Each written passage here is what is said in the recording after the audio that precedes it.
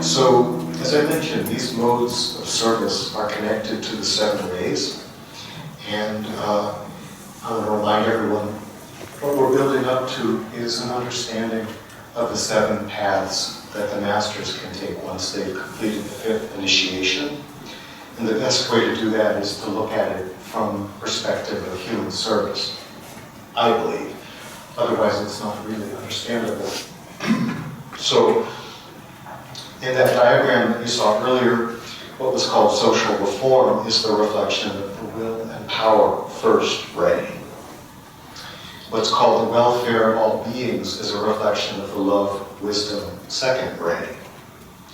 What's called world peace, it comes from the 3rd ray of adaptability and tact. The 4th ray, which we moved around, is the arts and crafts, reflecting beauty and harmony as the actual purpose of that ray. Natural living, or self-care, is the science ray. You could say the science of taking the best possible care of ourselves. The devotional ray expresses itself in the form of healing. And then the ceremonial or magical ray expresses itself in cooperative work with devas. Now here are the 7 paths of the master, and you'll see that there's some kind of resonance here. Entering nirvana, I suppose that means going beyond all will, going beyond all powers. Then something called, that Leadbeater calls the spiritual period, and never explains. So the meaning is unknown. But it is in the position of the 2nd ray, so it must have something to do with love, wisdom. Becoming a part of the guardian wall of will that protects all of humanity, that would be a form of adaptability and tact and holding the world together, protecting the planet from evil and destructive influences. Joining the occult hierarchy of the world doesn't sound very much like arts and crafts, because there's an administrative aspect to that. Becoming a builder of physical forms for the next evolutionary cycle, that sounds much more like the idea of what we're learning when we're creating art. Joining the Deva evolution, that's clearly the 7th ray. In other words, becoming an angel.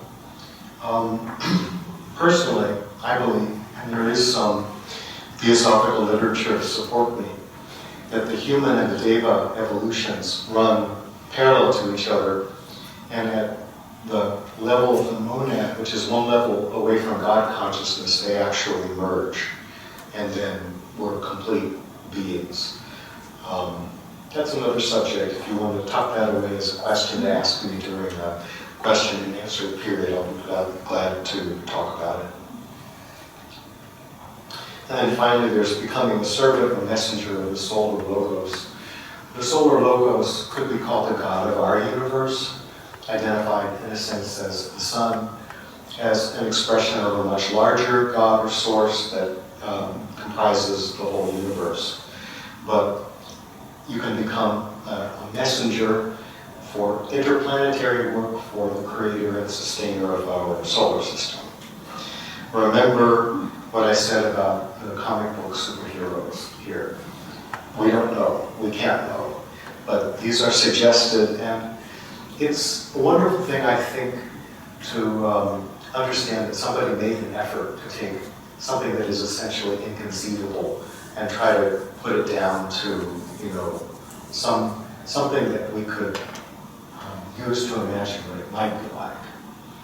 But taking it as gospel, I don't think so.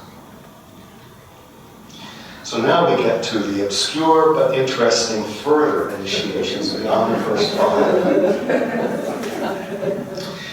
The official period means becoming an official of the occult hierarchy. And for that, there's a possibility of 5 further initiations. First, you can become a Chohan or Lord of one of the 7 rays, and that's the 6th initiation. These are your bosses if you're, in the arts and crafts movement, or if you're in some form of diplomacy, that sort of thing. It's nice to know we have bosses.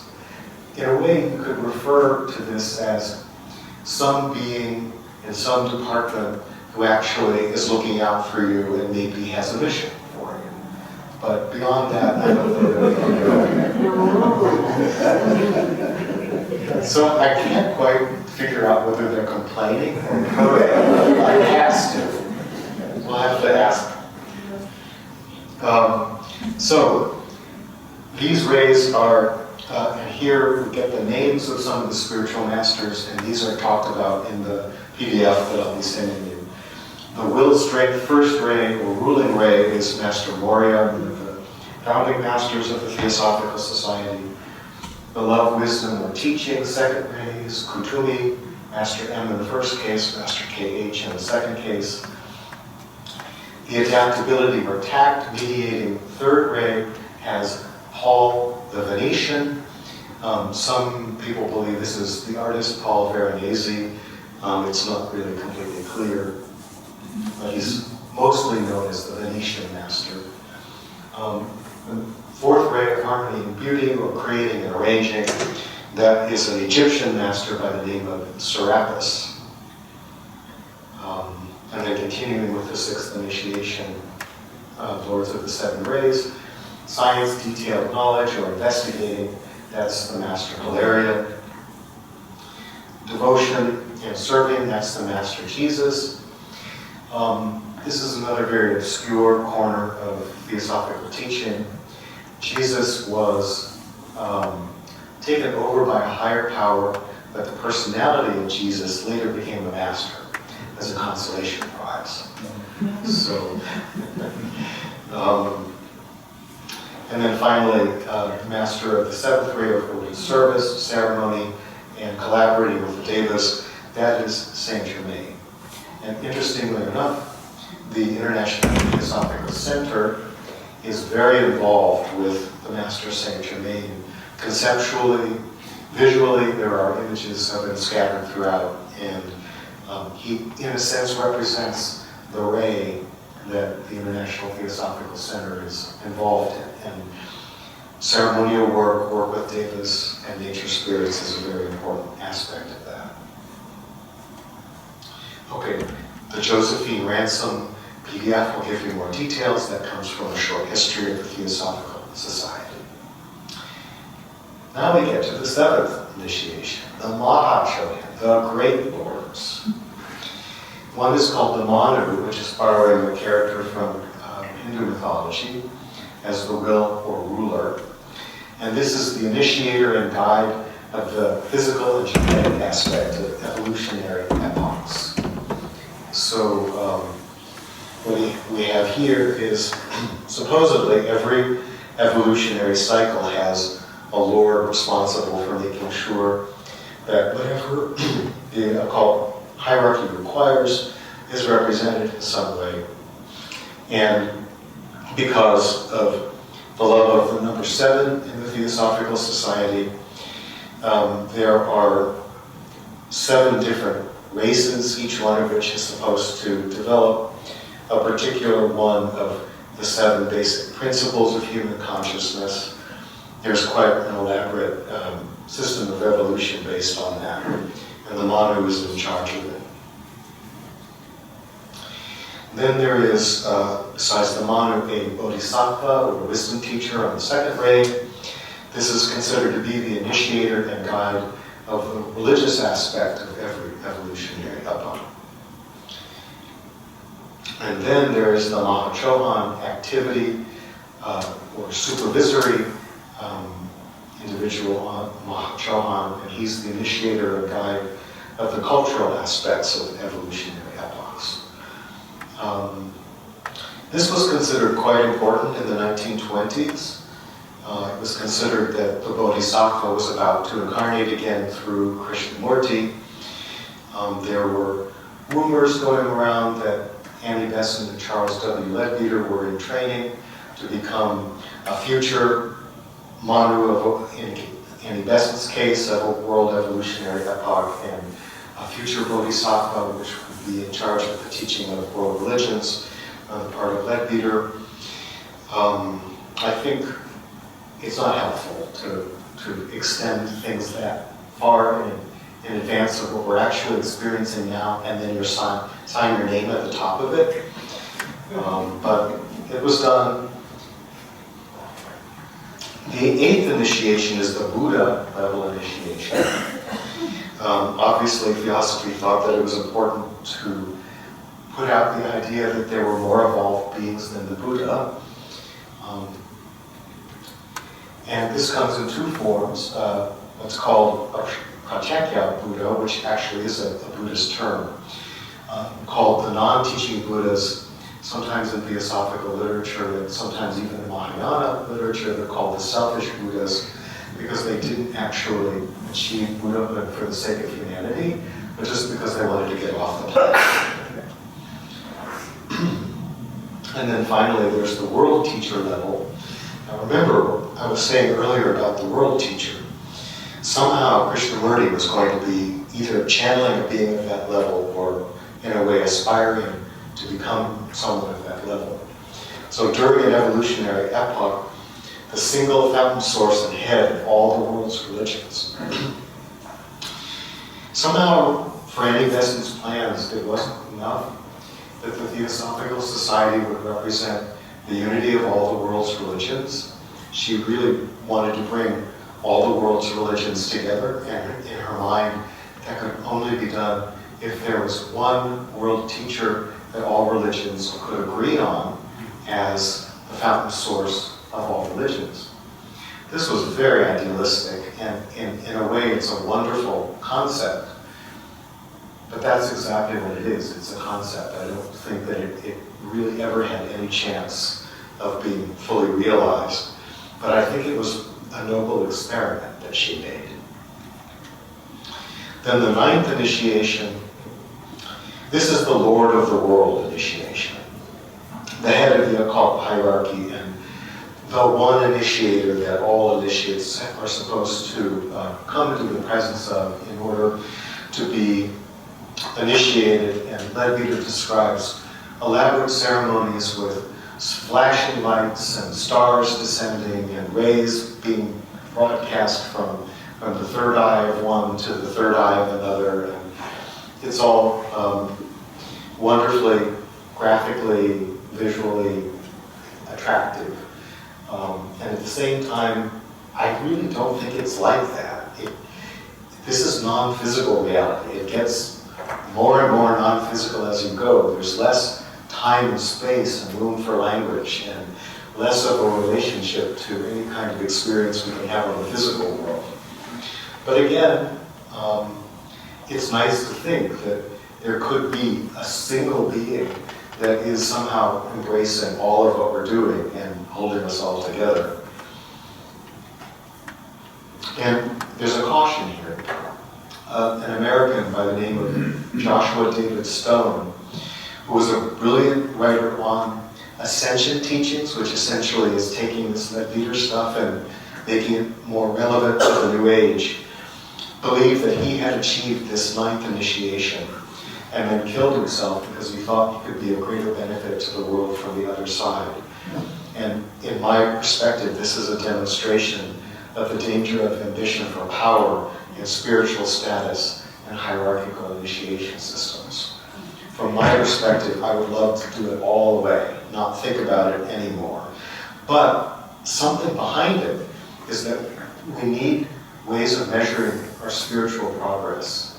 And the larger purpose of my doing the seminar is to suggest some ways that I think that could be done to replace the ways that this kind of system can be abused. Finally, there's a 10th initiation. We don't know much about it. It's called the Silent Watcher. From what I understand, it's a former Lord of the World who remains in contact with it, holds it constantly in view, and protects it without directly guiding it. So, if the Lord of the World gets out of control, the Silent Watcher can say, calm down. So, initiation under Annie Besant and Charles W. Leadbeater. It took place in a subtle body. There was a ceremony located on the White Island of Shambhala in the Gobi Desert. Perhaps, we don't know for sure. It was witnessed by the entire occult hierarchy, the great white brotherhood of spiritual masters, of course no reference to race, conducted by the one initiator, Lord of the world, undergone by candidates proposed by sponsoring masters, unfolded as a spectacle of robes and rituals accompanied by blazing stars and flashing rays, and of course was ratified on the physical plane by Annie Besant or Charles W. Leadbeater, which was necessary in a sense because there were rogue theosophists who were undergoing initiations that didn't involve Annie Besant or Charles W. Leadbeater, and this got theosophy into a lot of trouble in the middle of the 1920s. And I think if there's a reason why the teachings on initiation are no longer emphasized, it's to avoid any kind of repetition of that circumstance. Now, here's my wrapping up. I believe, and Annie Besant actually used this phrase, that life is the great initiator. We don't need a Maha Chohan to be our initiator. Annie Besant speaks of the constant initiations that come in the way of people as they are going along the path of their daily life. So that in a very real sense, life here, life may here be said to be the great initiator that comes from in the outer court. And there's an idea that initiations are a perpetual cycle of learning and growth that I want to promote here. So for example, the 5 initiations we were talking about, birth into a new self happens over and over again in all kinds of ways. Baptism after the new self is the calling to a new project and the gathering of skills and materials. The transfiguration is the feeling of exaltation that develops in ourselves when the project is flowing forward. The crucifixion is the dark night of the soul when the project stalls, and its renewed dedication as we overcome various obstructions and the work resumes. And then the resurrection and ascension is the triumphant completion of the project and the birth into a new self. So we can essentially do away with everything about the theosophical way of teaching initiation and keep just this much, that these 5 steps that are reflected in the life of Christ in metaphorical terms are a perpetual growth cycle. And that's the real truth behind the way they're talked about in, for example, Annie Besant's esoteric Christianity.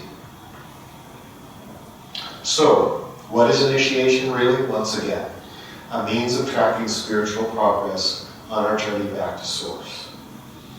And that's the end of this presentation on Leadbeater and Besant's ideas of initiation. This is Leadbeater's perception of the aura of a master as painted by a 14-year-old boy that had talent to do it and to whom Leadbeater was able to transmit this vision.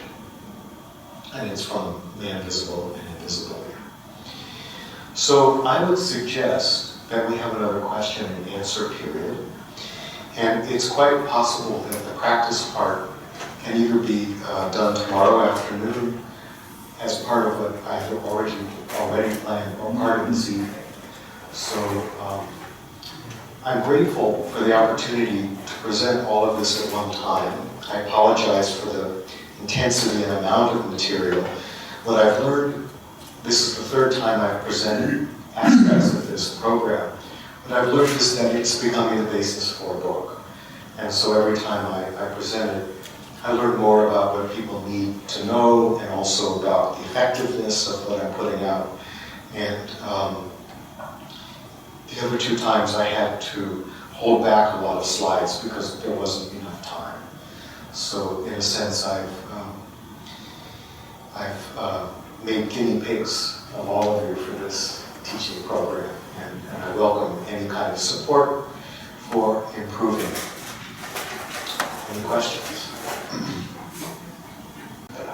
Thank you so much. The previous slide about the perpetual cycle of learning and growth, what came to my mind is that the structure looks a bit like story structure. Yes, archetypal. Yeah, I was wondering if that's, what's the relationship with these two? I hadn't thought about that, but there are any number of ways in which the structure of stories is archetypal. Quest story is one, and this one is another one. I think I should add that as one of the themes that I talk about in the book. Again, the idea is, what is the truth behind these teachings of initiation, and how can they be useful and also made less likely to be abused? And to call them structure of story is great because there's no spiritual status involved with that. So all I can say is I like the idea, and I'm very happy you brought it up. Thank you. Could you tell something about what happened within the TS in the years 1920? What you said had to do with the concept of initiation. Yes, certainly. So, in the build-up to 1929, when Krishnamurti left the Theosophical Society and dissolved the Order of the Star in the East, there was ever-growing interest in the idea of being of service to the world teacher when the world teacher came. And little bit by little bit, some ideas developed, again related to spiritual hierarchy. If, for example, Jesus had 12 disciples, then the world teacher would have to have 12 disciples. And I don't know that this idea originated with Annie Besant, but it originated with someone who had the good sense, quote unquote, to sign her up as one of the disciples so she wouldn't say no to the idea. And Leadbeater, of course, was another one. And in order to be one of the disciples, you had to be a certain level of initiate. And so, I believe it was in 1924, there was a gathering here in Holland, at the time called Holland. In this centaur nearby, connected with Krishnamurti and also the Liberal Catholic Church, and the third, who would become the third international president of the Theosophical Society, George Arundel, who had clairvoyant abilities and was a longtime associate of Besant and Leadbeater. And he was the one who founded the Order of the Star in the East and was very involved in the training of Krishnamurti during the period before the First World War. He was here as a liberal Catholic priest, possibly bishop. I don't remember whether he had gone so far yet. Besant and Leadbeater and others were not present at this time. And there was a kind of insanity that developed here where everyone was getting so excited about the possibility of the world teacher coming that initiations were happening 3 in a single night. You know, these things that are supposed to take many lifetimes. And I believe part of the reason for that was so that they could fill out the roles of the 12 disciples with quote unquote their people, you know, to have the most control over the inner group. When Besant and Leadbeater found out about this, they canceled everything. Not so much the disciples, but all the initiations. And this created a great deal of stress within the organization. Not just because of the faction that was disappointed, but because it became a part of the international news and was very embarrassing to the Theosophical Society. There were other things going on too. Again, Arundel was responsible. He said, "Oh, I know the location of the castle of the Count de Saint-Germain, so let's take a car trip there in Hungary." And he got his friends together, and in 1 or 2 cars they went, and he was going to drive them through Hungary and point to the mountain where it was when they got there. And of course, they all came back and nothing happened. no castle, no Count of St. Germain, and so on. Annie Besant went along with it because, of course, her belief was that as the world teacher was approaching, reality would become ever more magical, I guess you could say. And so such things were not necessarily understood as being improbable. And, you know, she was also almost 80 years old, and some would say that she was not exactly losing her grip on reality, but was becoming ever more influenced by other people's opinions. So that, I think, is an encapsulation of what happened. And many people in the Theosophical Society at that time and since were very upset about the embarrassment and so on. But my viewpoint is they were making a grand experiment. They didn't know if it would work. They thought that they had enough information from old spiritual texts that implied that it might be possible to create somebody who would be a vehicle for a world teacher. They certainly weren't thinking about what that meant about British imperialism, to pick an Indian and say you're going to be the world teacher and then train them, you know, in British customs and so to be more respectable. And it's almost like it's almost like a Frankenstein story, you know. And I'm glad that Krishnamurti had the good sense as a spiritual teacher and a being to separate himself from all of this. It's incredible to do it, actually. Yeah. And I'm also, in a sense, grateful for the fact that that experiment was made. Although it would have been a good thing if any number of later spiritual communities could have learned from it. So, for example, the Jonestown massacre from the 1970s, where there was a charismatic teacher who gathered a spiritual community in one of the islands on the Caribbean, and then it was a suicide cult. You know, they were going to transcend reality, and they would all drink poison in order to come back as the first new people in the next world era. These are archetypal in a sense.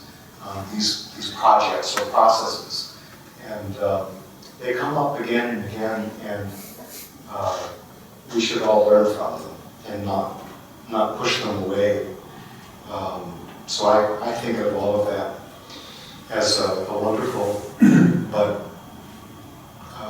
doomed experiment that needed to be made for a lot of reasons, and so that everyone could learn from it later. I think Annie Besant's big mistake was the idea that she could somehow accelerate spiritual evolution to the point of creating a completely new world within her lifetime. And you could call that a kind of vanity or a kind of glamour, but again, a noble one. I think we need the perspective that the Dalai Lama offers. He said, sometime in the 1970s or 80s, look for the results of your actions in 700 years. So, you know, Annie Besant, 700 years from now, maybe she can see whether what she did in the world was reaping benefits. Most of us will probably be around in some body in 700 years. We probably won't have learned that much. So I think the Dalai Lama was being very generous to human nature with that 700 years. So, other questions? Yeah.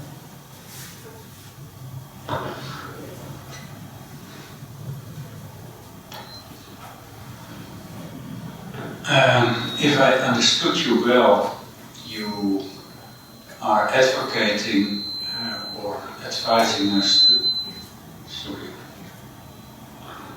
you're advising us to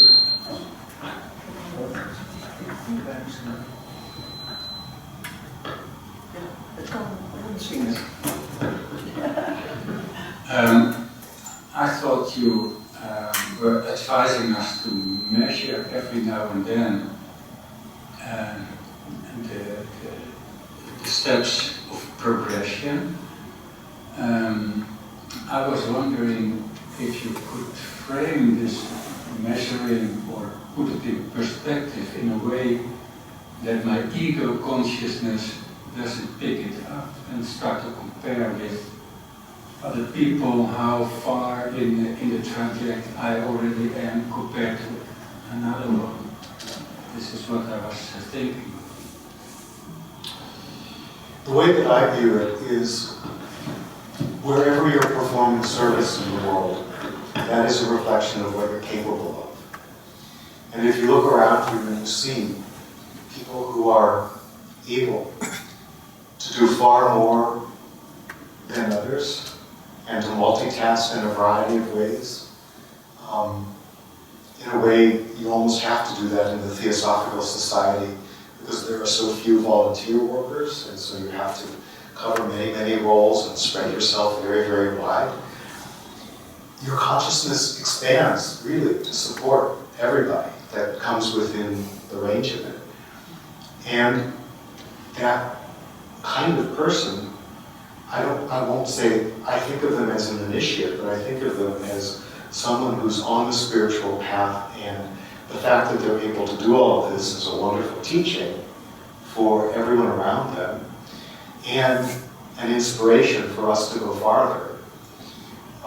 Wherever our limitations are, wherever we're not doing that, that could be a sign either of spiritual laziness, because we might have the abilities, or spiritual limitations in the sense of we're not ready for that yet. And there are many factors that influence that. For example, life choices about work and having children and saving money and all kinds of things like that. So I take what could be called a pragmatic view, that someone's level of initiation is shown by their achievements in the world, the effectiveness of their achievements in supporting others in their growth, and their ability to take on more of that in the midst of whatever else is going on in our lives. And the people who are able to do this are never proud of it. They just do it. So that the element of ego either isn't present or is being lost in the process of doing what needs to be done. If they stopped and asked themselves, am I proud of what I'm doing? They would collapse and never get up again, because what keeps them going is the need, and not, the need of other people, and not the need of the ego for gratitude, even. So, I'll talk more about this in conjunction with what I call the three different potential spiritual paths, where I get a little more precise about it. And I would say from my own perspective, what happens for me is often in a dream or an astral projection type experience, someone on the other side brings me a task and says, can you do this? Are you willing to do this? And if I can't, I try. And if I don't know how, I try to learn. And if I can't, I distract myself with cookies. So I'm serious. So I may not talk to anybody about the fact that something like this has been given me to do, and I may not link it up in any way with what's next in the program or what's more advanced than this, because there's enough of a task trying to match the awareness of what's needed with the ability to provide it. And I would say, for some of you, I have appreciated the way that I put together my slides. That's a sign of the way that I work. It's somehow an indication of the level of spiritual development, but there's no number that I could assign to it. All I can say is, I can do this. Somebody else might do this in a different direction. And, you know, as I mentioned earlier, the mental conception of any particular initiation and powers that go along with it are not the way that these inner teachers would think about it. It's more like, if they claim to have those abilities, then we will place them in circumstances where they have to use them, whether they know how or don't, and either they sink or swim. So, beyond that, there's a lot of people pretending to be initiates of various kinds. Within a Masonic tradition, it's different than what I'm talking about here. Each of those levels represents a stage that you move into as you're ready for it.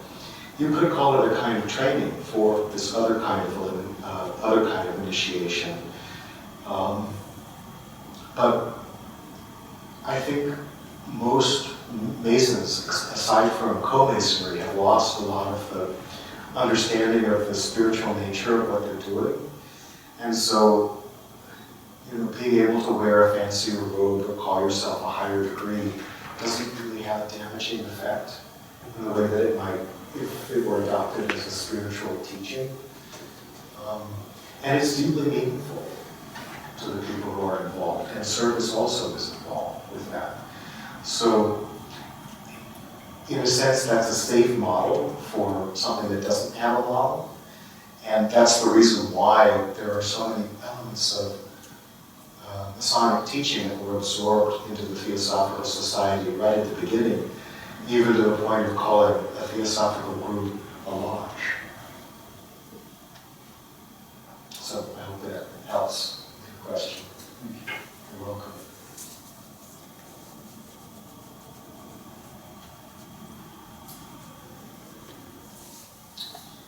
Well, we could wrap. Yeah, okay, we'll give you one more.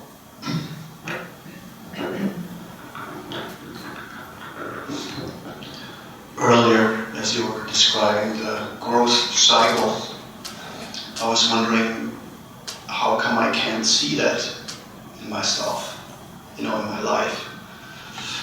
And I think one is that there's so many happening at the same time. It's not just one. And the other one is, if I were to see it, my ego instantly would snatch it and then turn it into something else. So it's actually good that I don't see it in that way. I can see it in exchange with others, but that's a different thing. Remember what I said about flexibility of consciousness? So, ideally, we would have an awareness of all the different projects and all the different stages that we're involved in. But there's a lot of family and social conditioning that signs us up for things without there necessarily being essential to our spiritual growth. And so knowing what a genuine project or a genuine call is can be very, very helpful. And then watching the cycle that's involved with that. For me, the process of creating a new piece of music always follows this cycle. There's the birth of the idea of the piece, and then there's the accumulation of material that could go into the piece. That's the second stage. Then there's the exaltation that comes from the piece coming through me, in a sense. And then there's the fear I won't be able to finish it, or that I won't be able to make all of it as good as the one really inspired part was. There can be feelings of despair, in a sense, because I'm pulled away from the work to something else that needs to be attended to.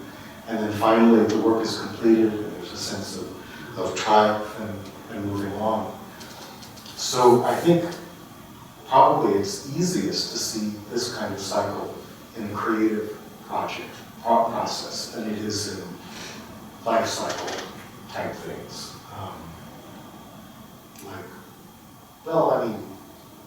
Having a child. There are probably many ways in which that cycle would repeat itself, and it could be a useful template. The question is it useful to you in the moment to know where you are in the cycle? It could be, oh, I'm in the depression stage. Okay, I don't need to worry about it so much. There'll be triumph on the other side of that.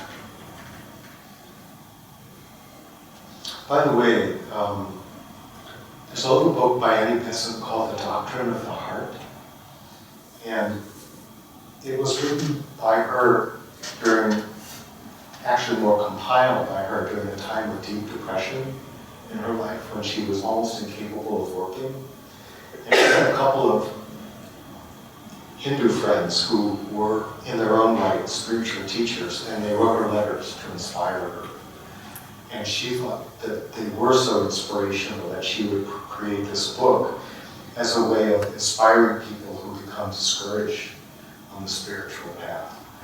Personally, I think it's the fourth of the great small classics of the Theosophical literature, along with Light on the Path, The Voice of the Silence, and at the Feet of the Master. But somehow it doesn't get that same level of study. But I recommend it. And maybe with that we should conclude our afternoon session. So, thank you very much for your attention.